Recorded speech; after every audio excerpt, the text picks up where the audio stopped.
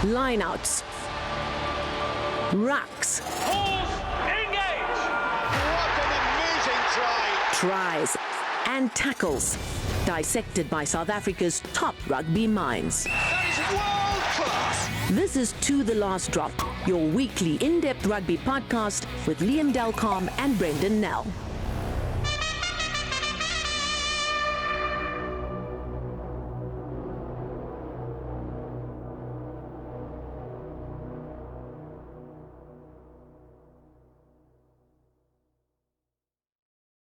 This is To The Last Drop. I'm Brenden Nell.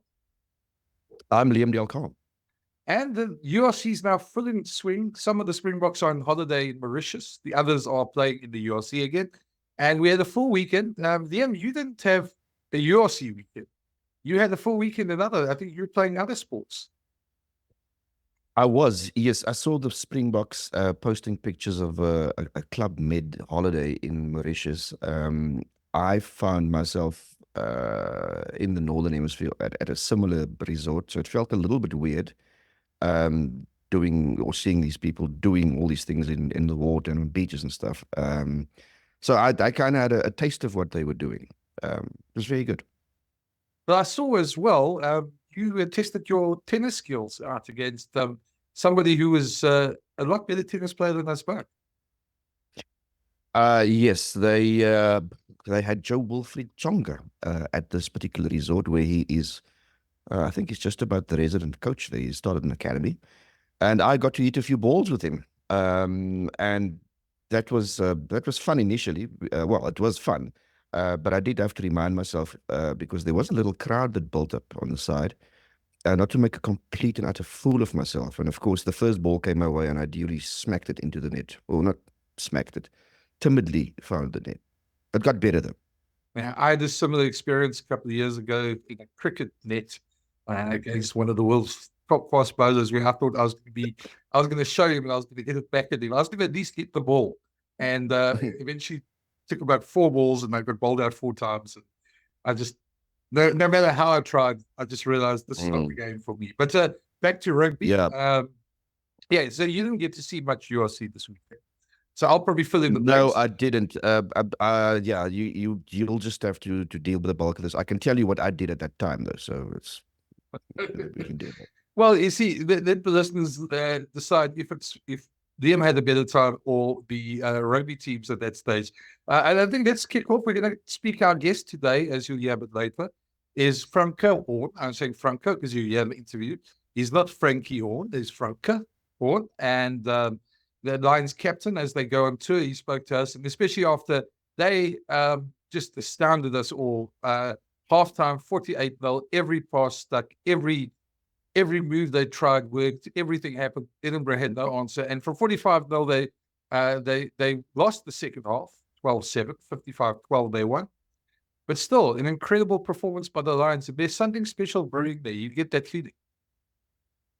I saw some of the highlights, and the thing that struck me was, or what the thing I thought after watching a few seconds of it was, it was almost like schoolboy rugby, the way they went about their business in obviously a very serious competition, but they played with so much freedom and put the visitors to the sword, albeit in conditions that favored them, but still to play with that amount of confidence and going about their business with so much freedom was good to see. There are some caveats. I mean, it is still early in the season, and they were playing at 145 at altitude. I mean, it is a bit of a ridiculous time for the foreign team to that play. should happen more often. Yeah, you should use that more often. I agree. That opened the weekend, and then the Bulls, filled with their Springboks again, which wasn't surprising. Went and put Ulster to the sword, and Ulster's a very good team.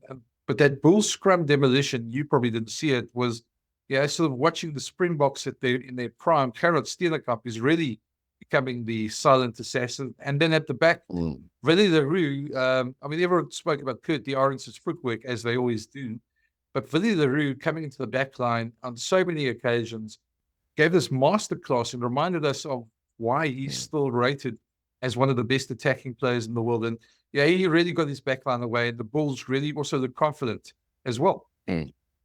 Whenever I think of Willie Leroux at his absolute best, and whenever people doubt Willie Leroux, I think of two matches. It's on the end of year 2 in 2013 when the Springboks beat Scotland 28-6 or something.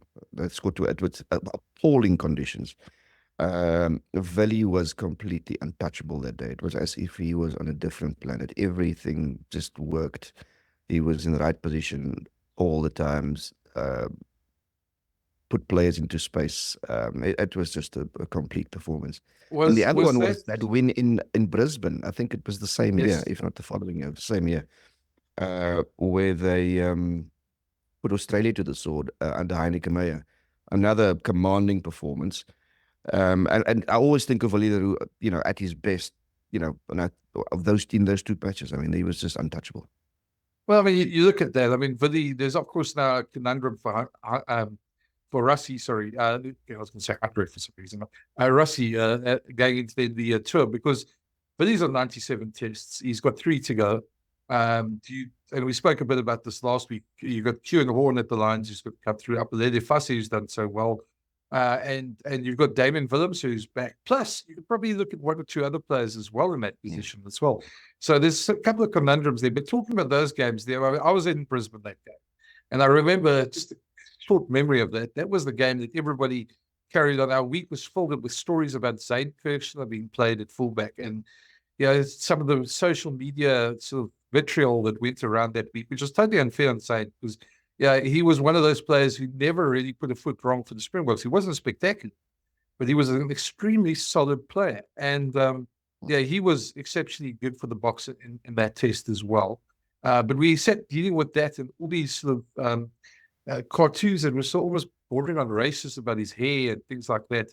And so I remember being so happy in that game because there was one, I think, either Zane or Willie scored, I can't remember, but there was a backline move where they both were involved and Willie scored. And I was almost probably one of the happiest times I've been in the Boks, because I just knew what the players had gone through that week. The Scotland game, if I remember right, wasn't that the one with the famous picture of Makazole Mapepe scoring with Stuart Hogg spread out on the field trying to ankle tap him, and he missed him? There's a beautiful picture. No, this was in 2013. I think it was before. It was well before Mapimpi. 2013 under Heineke Meyer. And that was Willie's first international season. So he hit the ground running at test level. That was just a wonderful performance. I remember, anyway, that picture. I'm sure some of you probably saw it. It was my screensaver on my computer for months. I quite enjoyed that. Stuart Hogg had a lot to say before and after that game against the Boks about how Scotland should have beaten that, but should have, would have, could have, all that sort of stuff. But anyway, back to the URC. Then we had 2 South African teams overseas. We had the Sharks against the Dragons. And then we still haven't told us where you were in all these games, by the way. You said you were going to let us know. But the Sharks... I think the first one, I think I was playing a paddle as a warm-up to playing tennis later on. But it was a very, very competitive paddle match, I have to say. Probably the most competitive I've been involved in. Okay, no professional tennis players in that one? No. Well, at 6 o'clock in the evening, so you're probably getting ready for dinner at that stage, the Sharks played the Dragons. That was one of those games where you get a bit frustrated as a South African or Sharks fan. The Dragons ended last year, and while they may have improved and the conditions may have suited them, the Sharks had so much firepower in that game and just were the Sharks of old, the Sharks of the last couple of seasons. And they struggled so much against them. But there's one point I want to get to. In the 82nd or 83rd minute, with the Sharks just behind the Dragons and pressing for the win, they got a penalty 5 meters out. The Sharks decided to scrum. And which I thought at the time was a stupid move, because they could have gone for the line-up. Their maul was working well. But they decided to scrum. Their scrum was strong. But the problem is with the new laws, Dragons were clever. And that's one of these things when people think the impact of the new laws. Dragons went in and they engaged early. It was quite clear the intent was to engage in. And so the ref gave a free kick. But now with the law like it is now, you can't scrum again from a free kick. So the Sharks had to take a tap penalty. And, that's one of those things where it's a terrible law. It's a harsh law. Yeah. And the Sharks should have been cleverer in the moment. But, there's so much adrenaline flowing at that stage on the field. Luckily, the Sharks still got the try to win. But, that's the one thing. And the other thing is, why do we always struggle against teams like the Dragons? They're not in the top 8, class-wise. But South African teams just struggle against them the whole time. Yeah, the Dragons, they have means and ways of staying in the contest. They've showed that the last few seasons. But in terms of substance, I don't think there is a lot. About the scrum, I mean, we saw this coming. I mean, there's no surprises there. I can understand if the lawmakers made those adjustments or those amendments, and if the attacking team engaged early or made a mistake, that under normal circumstances would then produce another scrum. If it's the attacking team doing it, and the option is then taken away, then I can vaguely understand it. But to reward the team that clearly doesn't want to scrum, who's defending, it just seems wrong. It just gives the other team an out. Why scrum in the first place in that scenario anyway? Well, it sits in the same sort of area as me as the goal line dropouts. I feel if a team attacks and the team holds them up and the defending team gets a goal line dropout, that doesn't really make sense to me. It's often, I don't know. I just feel that attack, if you're going to reward attack, why do you reward defense? And this is part of a bigger problem I have with World Rugby is that every year they tinker with laws. They come up with these new, and they always call them fan-based laws. That's their wonderful word for it. They tell us they've spoken to the fans, and fans want this, and there's more ball in play. But ball in play has always been a terrible measurement of entertainment. To have more ball in play doesn't mean there's more entertaining rugby. And so they keep on giving us these fan-based laws. And then we ask them, which fans did you consult? There's dead silence. So, to me, it's like the 20-minute, they're going to bring in now global trial of the 20-minute red card. Nobody really wants it. You talk to all the teams, they're not overly joyed about that. I think rugby could do itself a lot bigger favors by actually just deciding what is a red card and what isn't, because that's still quite a gray area. So sort out what is a red card rather than change it that you can actually still be rewarded for getting it. Yeah, I mean, rugby has been at this crossroads for a while now, where it's the growth of the game that they have to think of, which clearly is important. They have to compared to or versus the things that have always made rugby great. Why people have been attracted to it. Why it has its sort of traditional fan base. When the integrity of the sport is in question, then you have to ask, aren't we pushing it too far? And you make a good point about the fan-based decisions that they make, because you would think that the people involved in the game, the players on the field, would have the biggest say in how the game is played and is shaped. I don't know to what extent, how they weight things before they make a law amendment. But I would prefer to see greater input from the players. Yeah. Anyway, it's like a global season. I've sort of got to the point that I'm sort of wondering for the sidebar here, but the global season to me has now become like the Loch Ness Monster, a wonderful fable, a lovely thing to talk about, but you're never going to see it. So, unfortunately, let's move back to the other game, which was in the evening, which I'm sure you still weren't playing paddle by then. The Stormers took on Zebra Carme in their wonderful ice cream yellow shirts. And not a great game to watch, but typical Stormers game in terms of it was slow poison. They were exceptionally good in scoring when they needed to. Their defense was solid, and they scored the 4 tries that they needed. They won quite easily, 36-5, but not spectacular. But a workman-like seems almost a bit underrated the performance. It was getting the job done. Well, I didn't see any of this one, but the Stormers have at times been a very frustrating team to watch on the road because they do some wonderful things and then they find ways of undoing it a few minutes later. I think their fans would probably want to see more consistent performances on the road. But this certainly is a step in the right direction. Got the job done, got the tries, got the bonus points. So job Yeah, well done. It was very much one of those performances that you think, they used to try and do this flashy stuff that they do at home, where obviously the ball sticks, and on their fast pitch back at Cape Town Stadium, they get certain things done, and they often tried that last season on the road, and things would come up stuck in the wrong conditions. And this was very much playing the conditions for what they were, striking when you get the chance.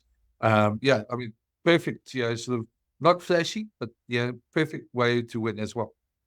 Yeah, that's we should. Yeah.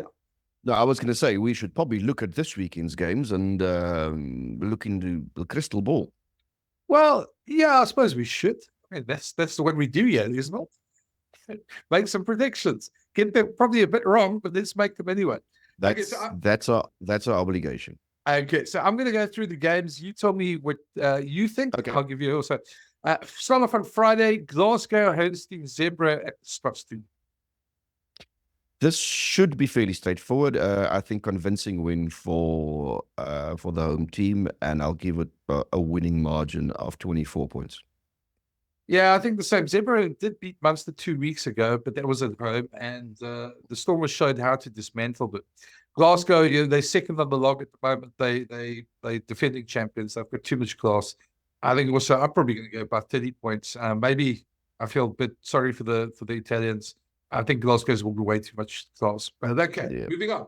Saturday, first game at 4:00 for a change. Not because all our teams are now overseas. Not at 1:45. Cardiff hosts Scarlets in a Welsh derby. Tricky one to call. I am going to go with the home team, and it won't be by much. It'll be by 4 or less. Yeah, derby's always difficult to call, but Cardiff seem to have a bit of a resurgence in them this season. They're currently fifth, we're only 3 rounds in, but Scarlets look like they have the same problems in the last couple of years. I'd say Cardiff by 7. Then the first South African team playing 4:00 Saturday, Benetton hosting the Sharks. I think the Sharks could go on a decent run here. I'm gonna go with them, but Benetton haven't really convinced so far, have they? So I'm gonna go Sharks, and I'm gonna go with them by 7. Yeah, I think if the Sharks should have all the firepower, they should have enough there. But Benetton as well, we thought pre-season they would make a much better start. Yeah, they haven't. In fact, I think they've lost their first couple of games, all 3 games. They certainly a better side than that. They are a top 8 side, but I think the Sharks will be buoyed by that win that they got against the Dragons and should have a little bit too much class. It's going to be a close one for me. I think the Sharks by 5, probably. Yeah, at some point Benetton will click back into gear. Sharks fans will hope it's not in this game. And then straight after that, 6:15 on Saturday, the Stormers travel to Edinburgh. Edinburgh, obviously, still hurting. In fact, what they call their own performance an embarrassment against the Lions, which is probably an understatement in Edinburgh fans' eyes. But the Stormers are coming off that win. They'll smell a bit of blood there. But Edinburgh, Sean Everett's under pressure, having lost all their games so far in the competition. Yeah, they will be under pressure. And then there's also the travel factor we need to be cognizant of here. The Stormers would have had a shorter journey. I'm going to go with the Stormers. I think last week's win, as you said earlier about the Sharks, I think the Stormers will also be buoyed by the last performance. But Edinburgh, they almost certainly will be better than last week. So a tight game, but I'm going to give it to the South African team by 3 points. Yeah, those games tend to bring out a lot of pressure, and there'll be a lot of pressure on Edinburgh to put in such a performance. So you can expect a response from them. Whether it'll be enough, I'm not sure. I think the Stormers should win that one as well, and I think I agree with you with your scoreline there. Sorry. Then the big game of the weekend, I suppose in URC terms, not so much in South African terms, but a certain game at Francke Park where 75,000 tickets have been sold. First place Leinster against third place Munster. I'm going to go with Leinster, and I'm going to go with Leinster delivering a commanding performance. In the end, I think it'll be tight to start off with, but Leinster winning in the end by 10 points. Yeah, or more. well, I think Leinster at this moment, they on song at this stage of the season, they don't really have many flaws. Everything goes well for them. Once they go into the international season and they pick up a couple of injuries, they do have depth, but that's when some of the cracks start coming through sort of late in the season. And while they're never an easy team to beat, especially in Dublin, teams tend to pick up one or two things that they can exploit. I think at this stage of the season, they're a much better side than Munster. Munster tends to come better late in the season as well. Yeah. So I would probably say as well, Leinster about 10 or more points. It's quite a bold prediction, mate, but Leinster's looking really good in this opening couple of rounds of URC. Another Bulls side, another South African side, eventually 8:35, a little bit earlier before the clocks go back. Ospreys, a tricky game for the Bulls. It is a tricky game. I feel that a lot will hinge on how they set out their stall, how they select their team. I think they're capable of winning this game by 12 points, but they're also capable of losing it. So depending on who they put out, I'm going to go with the Bulls win, and I'm going to say Bulls by 12. Yeah. Ospreys have been notoriously tough for South African teams. Another one of those teams that, and they have quite a tricky side. I mean, they made the top 8 last year, right on the edge there. They probably ruined the Stormers season with that win in Cape Town as well. So they are a difficult side to play, especially at home.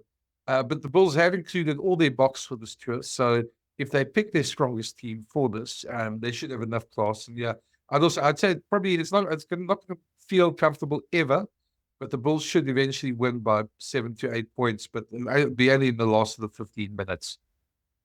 Okay. Then we go to the last game on Saturday, another derby. Interesting one as well, because for once, the home team is not the one in form. Ulster, normally the team in form in this, they face Connacht. Connacht have done pretty well. They started the season exceptionally well. They come back win against the Sharks 2 weeks ago, and they won last week. They're fourth on the log at the moment. Ulster, after 2 losses in South Africa, are 13th and also under a bit of pressure to perform. Yeah, it's an interesting one. Ordinarily, I'd go Ulster, and I'd go probably Ulster by 8. However, there's again the travel factor. And as you well pointed out, Connacht on a decent run.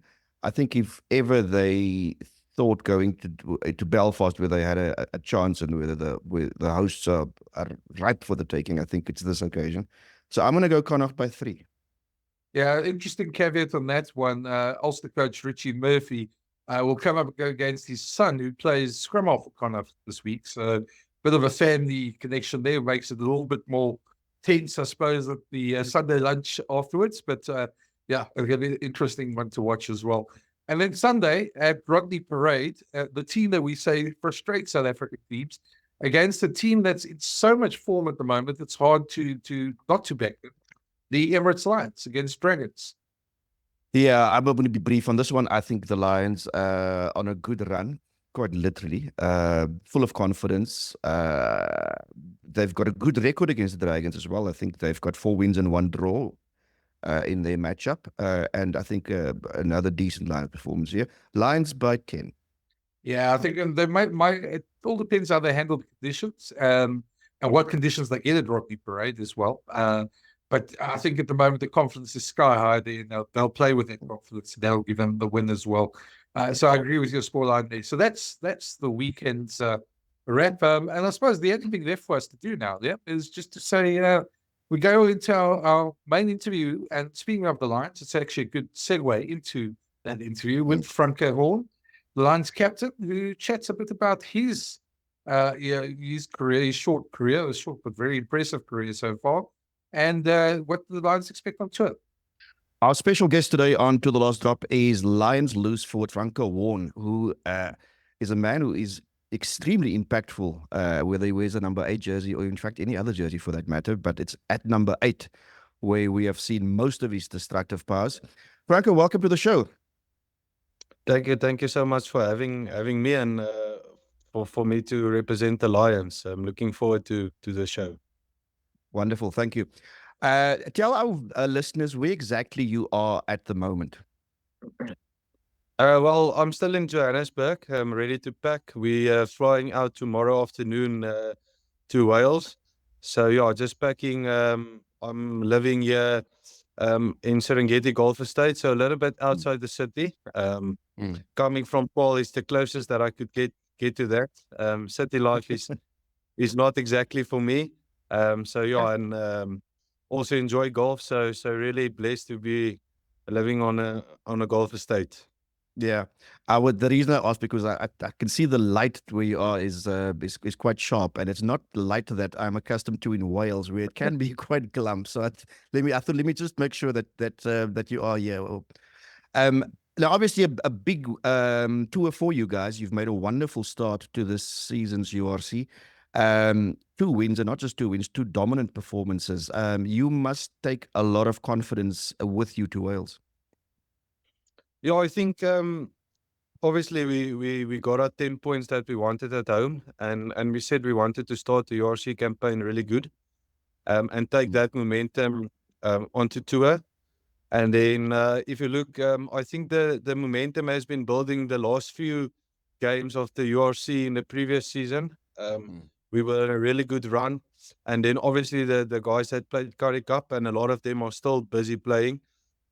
We spoke about just carrying that momentum forward and that confidence. So you can definitely see the guys are playing with freedom, playing for each other, and like you said, with a lot of confidence. And that just puts yourself at ease to do what you do best, because you know the guy next to you is also doing his best. We know rugby can be very much a momentum sport. So you brought obviously a lot of momentum out of Currie Cup into URC, and now 2 very good performances. When you look back at Currie Cup, what do you think were the main things that you were able to take out of it? Apart from momentum, I'm talking about your game. What were the things that you took out of that that could carry you forward into URC? Well, I think definitely in every position now, there's 2-3 guys pushing to be the best in that position.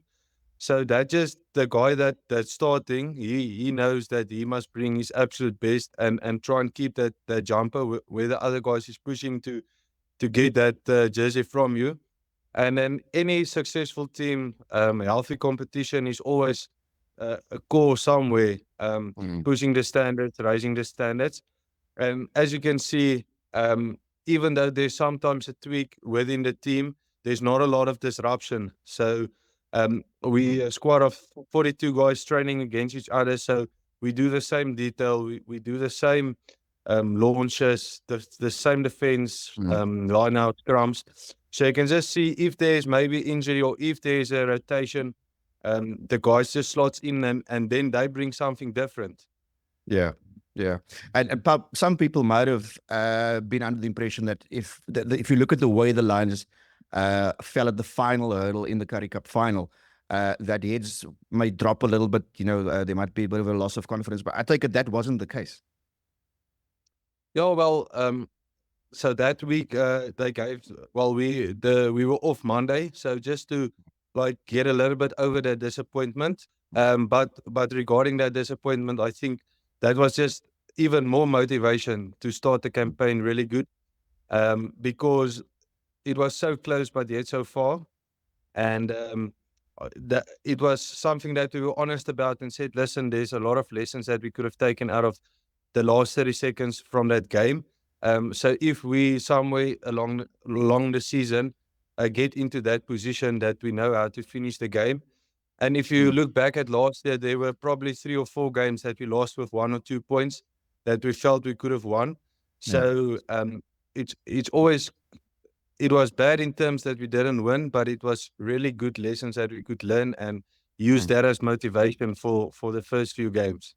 And I take it, processes and systems and all those things, you've ticked all those boxes. It was just at the final hurdle, basically, where things didn't click. I wanted to ask you about the tour. You obviously, if you look at last year's performances, it was a decent tour, a big win over Connacht, and I think you came close to, you ran Ulster very close as well. So solid tour. So not just the 2 wins now to give you confidence, but then also the knowledge that you can perform on the road.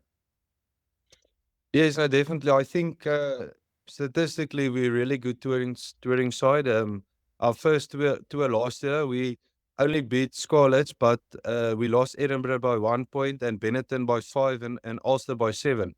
So looking back at those games, we felt a few of those games we could have won. And then obviously that big win against Connacht later on in the season. So yeah, I think on tour, it's a smaller squad, so you all day, every day in each other's company. You go and explore new places, and I mean, it feels almost like a fresh start when you get to that site, depending on the weather, because like you said, it can be a little bit gloomy and stuff. So just adjusting to that, where now it's here, I mean, 30 degrees sunny, where it can be 10 degrees and raining. So it's just a little bit of conditions adapting and new plans, but the basics still stays the basics. Let's see if Brenden can is able to join us. Brenden, you're on mute. Guys, Hi there. can you hear me? We can hear you. Yes, you're back. Finally. I feel quite glad here with everything I've sort of jibbied up here. But anyway, Francke, sorry, man. I just want to take you back, but maybe first, you were a youngster and you came into the Lions setup and you had a very strange sort of elevation. You came in plateaued and you guys played the British Lions, Irish Lions. And you were named captain the side. I think you were 21 or 22 at that stage. In probably one of the most bizarre tours of our lifetime. I think we all feel it feels a bit weird thinking back to COVID. It feels like another lifetime anyway. But just maybe take us through how that all happened and your thoughts in that and how you became captain. Yeah, I think I was 21 at that stage. So obviously it was a massive honor and privilege for me to be captaining the Lions against the Lions. Yeah, like you said, there was COVID, so there was quite a few guys that couldn't play in the beginning of the Currie Cup. So then they appointed me as captain. And then, yeah, I just stayed captain for 7 or 8 games, and the British and Irish Lions game fell within that 8 games. So, yeah, it was a little bit of the luck was also on my side. But it was also a big confidence boost. The coaches having that confidence within me to be able to lead a team at that age. And then, yeah, for the last 2 years, I wasn't captain, but I was part of the leadership group and just growing a little bit because there was a stage where my rugby dipped a little bit regarding being captain and all that external pressure. So yeah, and at the moment there's a lot of really good leaders around me that helps me and makes the job a lot easier. So yeah, enjoying it at the moment. You talked about that. I mean, you were 21. I mean, most players dream about playing against the British and Irish Lions. It's one of those things, boxes you tick, you want to do as a player. You get the chance at 21. And is it sunk in, or was it just such a weird time in terms of everything that was going on without fans in the stadium and just how weird that whole tour was? Has it sunk in? Does it feel like what you always thought it was going to be? Well, the occasion was definitely what I thought it was going to be. Maybe even better than what I thought. Obviously, I mean, fans would have been really great, but we weren't the only team that didn't play in front of fans. But I still have the booklet of the 2 teams, and then I played against Toby Faletau, so I have his jersey. So really, really special moment for me, and to have that memorabilia just makes it real. So if you ever feel like it didn't happen, I can just go and have a look and see again what I was part of. Now, playing for the Lions, well, our Lions anyway, has been a pleasure to watch over the last, I would say, almost a decade, because obviously the Lions went to 3 Super Rugby finals. They've been a bit more sporadic since then, but they've always played a decent brand of rugby. And when I say decent, a very watchable brand of rugby. And in the last few years, you've been instrumental in that as well. Often we see you pop up in those wider channels. Playing number 8 for the Lions it looks like it's fun. No, definitely. I think the style of play suits me perfectly. And from a young age, I loved playing with the ball, attacking, linking with backs, passing, beating defenders. So obviously our tight 5 is really doing a hard job in the middle of the field, getting us quick ruck, maintaining ball, and then with the outside backs that we have at the moment and the loose forwards, it really gives us a lot of freedom to do your X factor or your party trick, and to play off each other. Like you could see last weekend, there was some really, really good, probably some of the best tries I've been part of. And yeah, just playing off each other, everybody knowing where each other are. So yeah, like you said, it's fun and enjoyable, and it fits to my strength. So really enjoying it. And how does that change if you go to a destination like Wales where conditions might be different? We have seen the Lions turn it on there as well. Do you take a bit more of a pragmatic approach this time around? Is it more about the result rather than the way you go about your business? Well, there's obviously a difference between playing in 10 degrees rainy weather that side and playing in 30 degrees here. So the plan will slightly change, but because we have the type of players that can make something out of nothing or break the game open, we're still allowed to do that and play like that. But it's also what the opposition gives you, and what the conditions give you. So some games might be a little bit tighter for me, especially playing a little bit tighter, more mauling, scrumming, a bit more kicking game, and then on turnovers try and score some tries. But I mean, some days overseas you also get a really nice sunny day, a little bit cooler, but then we can still just play like you say, in terms of the enjoyable rugby and yeah. Frankly, there certainly seems to be a lot more belief in the Lions at the moment, and seems like your squad is really, you guys enjoy playing together. And everything to consider against Edinburgh, that first half was amazing. But do you get the sense that you guys are on the cusp of something bigger at the moment, that those dreams can come true, that you could make the top 4 as you guys have targeted?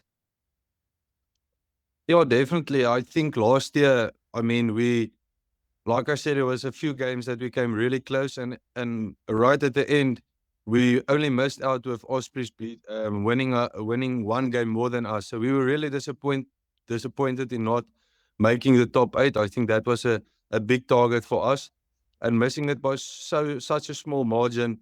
And then the Currie Cup going straight to the final.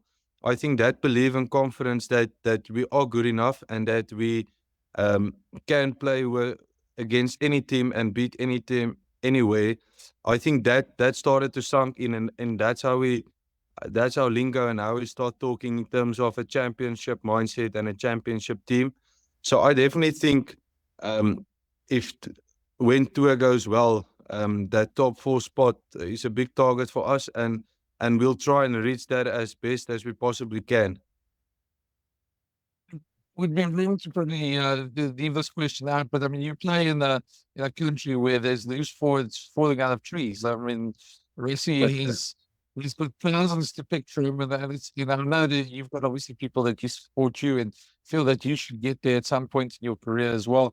But it must be daunting as a loose forward, knowing that there's just so many other good loose forwards, and to make that, the standard is extremely high, and you've got to play yourself into the team rather than somebody playing themselves out.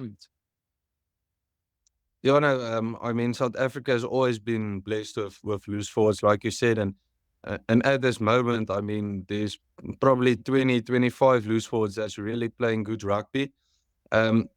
and my ambition will always be to play for the Springboks. I mean, that's every single child's dream.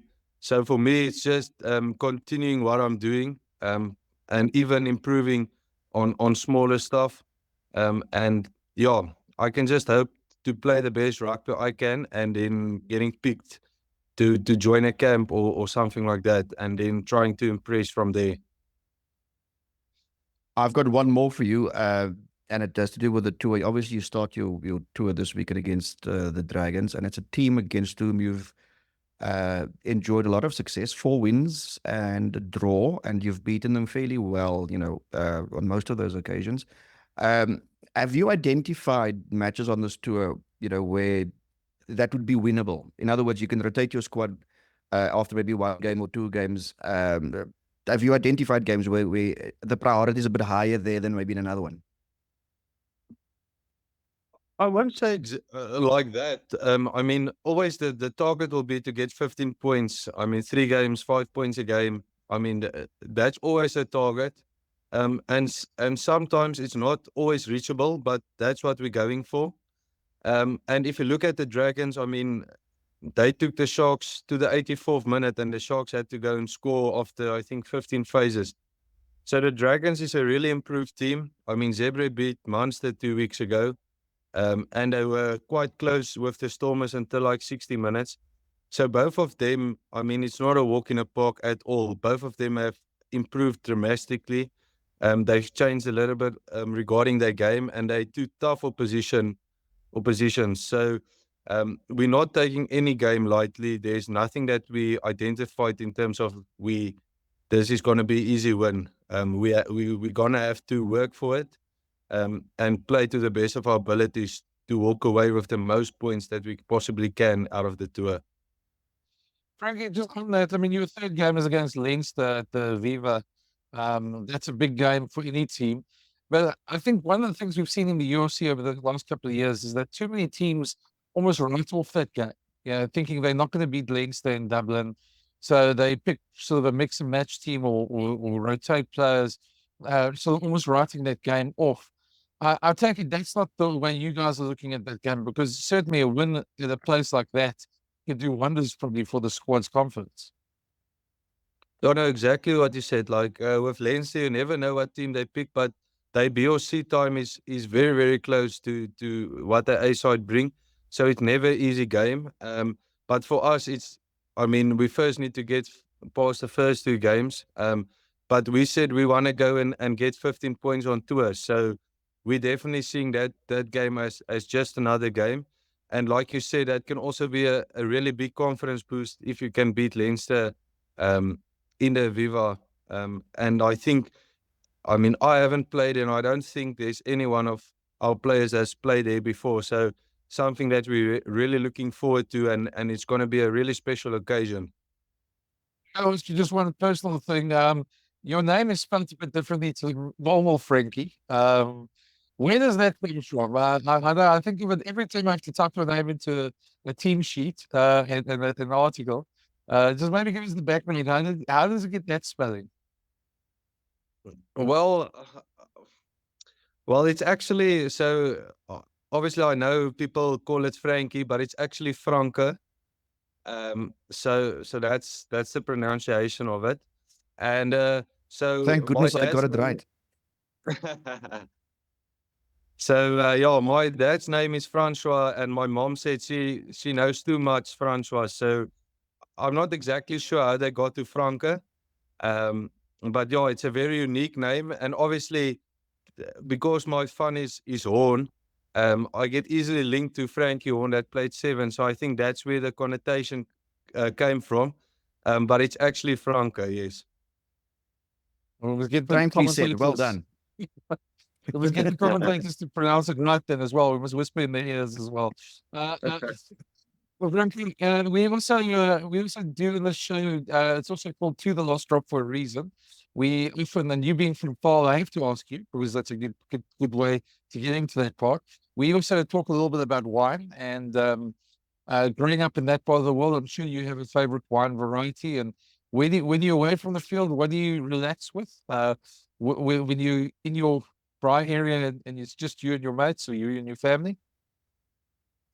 Well, yeah, I actually don't need to. I can't answer it because I'm really not a big wine drinker for a guy that comes from Paul. My wife, she loves the wine, but I just rather stick with the brandy and Coke. That's my poison. Yes. That's a good poison. Yeah. And it's kind of wine as well, in the vein. So, I mean, Yes. technically. No, I think that we've achieved a good ending. So it's now good luck for the team. We hope it goes well for you, and you make with as many points as possible. We'd really like to see the Lions do well this year. So I think we really enjoy it if you guys play well there as well. Thanks, Francke. Perfect. And give it horns.